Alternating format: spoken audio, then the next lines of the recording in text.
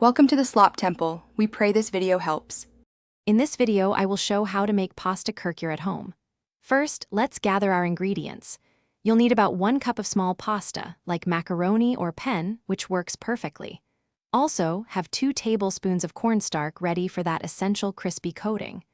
Don't forget your favorite spices, such as chili powder and chaat masala, to give it that signature flavor. Finally, make sure you have enough cooking oil for deep frying. Now let's prepare the pasta. Boil your chosen pasta until it's al dente, meaning it's cooked but still firm, not mushy. Drain it very well, ensuring no excess water remains. Next, in a bowl, toss the drained pasta with 2 tablespoons of cornstarch until each piece is lightly coated. This step is crucial for crispiness. Then, gently press each pasta piece to flatten it slightly, which helps achieve the kurkure shape. It's time to fry our pasta kurkure. Heat your cooking oil to a medium-high temperature.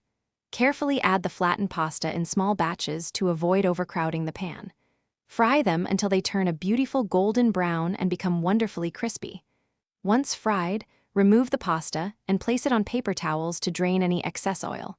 While the pasta is still hot, immediately toss it with your prepared spice blend to ensure the flavors stick perfectly. Your delicious homemade pasta kurkure is now ready. For the best experience, serve them warm and fresh. If you happen to have any leftovers, store them in an airtight container to maintain their crispiness.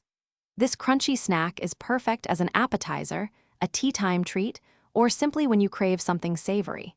Feel free to experiment with different spice combinations to discover your favorite flavors. Enjoy your culinary creation.